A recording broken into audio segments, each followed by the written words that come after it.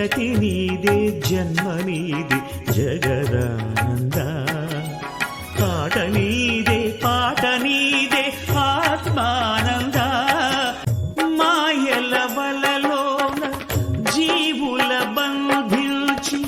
మురియుట ఒకాట ధర్మానంద ఎదలో గరడాన్ని మధుర సుధగా మార్చి నవ్వించుటొక ఆట మోహానంద దాన ధర్మాల ఫలితాలే పసివాళ్ళు కన్నవాళ్ళ కర్మలేల పుణ్యానంద